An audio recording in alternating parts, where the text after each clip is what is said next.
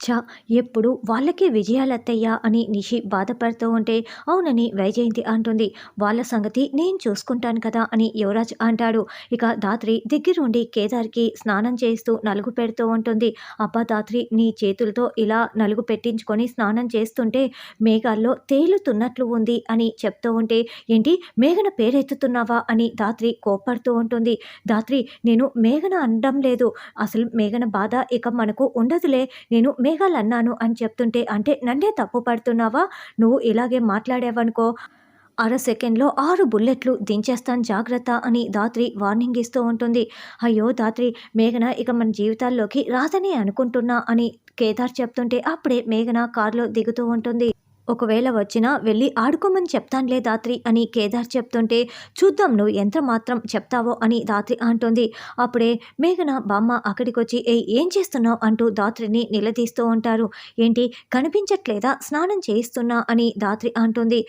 సిగ్గులేదా ఇలా చేయించటానికి అని మేఘన అంటే, సొంత భార్య భర్తకు చేయిస్తున్నట్లు అలా చేయిస్తున్నావేంటి అని బామ్మ అరుస్తూ ఉంటుంది. చూడు మీ ఇద్దరికీ ఇంకా పెళ్లి కాలేదు. అంతవరకు ఎవరికైనా స్నానం చేయించొచ్చు అని ధాత్రి అంటుంది. అయినా మీరేంటి ఇలా వచ్చారు అని ధాత్రి అడుగుతూ ఉంటే, ఏం పని పాట లేక అని బామ్మ చెప్తుంది. ఎనీ అర్జెంట్ ఎందుకు వచ్చారు అని కేదార్ అడుగుతూ ఉంటారు. అంటే ఇప్పుడు శ్రావణ మాసం వస్తుంది కదా! కార్తీక మాసంలో మా ఇద్దరి పెళ్లి కుదుర్చుకోవటానికి, ముహూర్తం పెట్టించుకోవటానికి అని మేఘన చెప్తుంది. అప్పుడు మంచి రోజులు లేవని చెప్పి పంపించేశాము. ఇప్పుడు శ్రావణ మాసం మొదలైంది. మంచి రోజులు వచ్చాయి కదా! అందుకే వచ్చారు అని నిషి కూడా చెప్తూ ఉంటుంది. ఈ నెల రోజుల్లో భర్తని ఎలా చూసుకోవాలో నా మనవరాలికి ట్రైనింగ్ ఇచ్చాను అని బామ్మ అంటే, ట్రైనింగ్ ఇస్తే పిల్లి పులి అయిపోదు కదా! అయినా మనసులో నుండి రావాలి అని ధాత్రి చెప్తుంది. తను ఒక మాట అంటూ ఉంటుంది. తన మాటలేమీ పట్టించుకోకండి అని వైజయంతి అంటుంది. దాంతో ధాత్రి మరింత కోపంగా చూస్తూ ఉంటుంది. రేపొక్కరోజు మా మేఘన కేదార్‌కి భార్యగా ఉండి వరలక్ష్మి వ్రతం చేస్తుంది.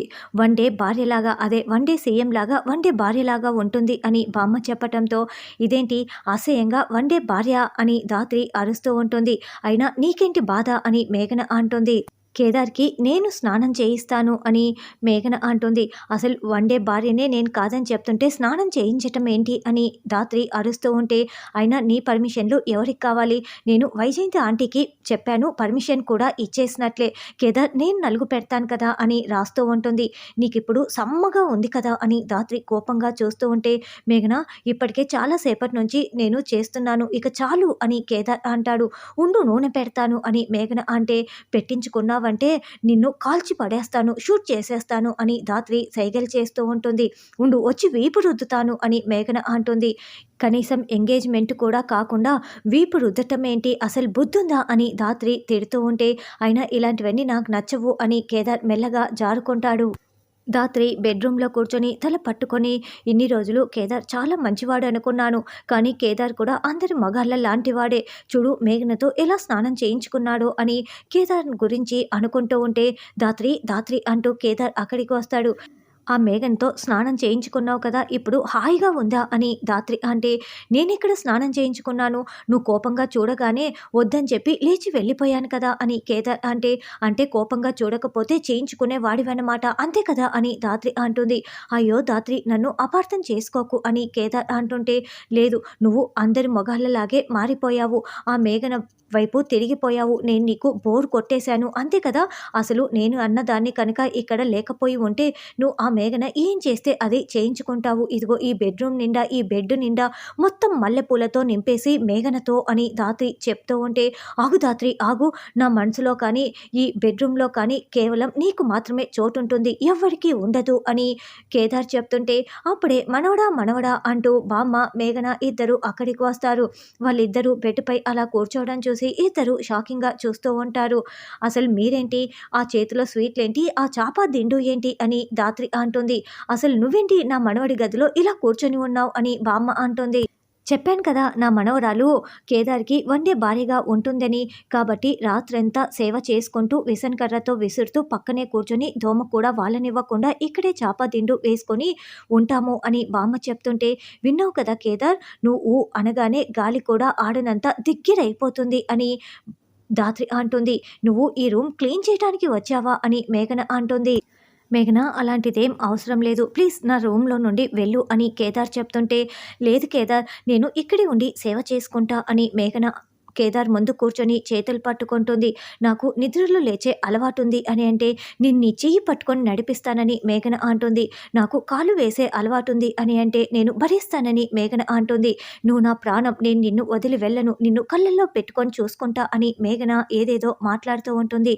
చూసావా కేదార్ ఎలా మాట్లాడుతోందో అని ధాత్రి అంటే, ముందు నువ్వు ఇక్కడి నుంచి వెళ్తావా లేదా అని కేదార్ గట్టిగా అరుస్తూ ఉంటాడు.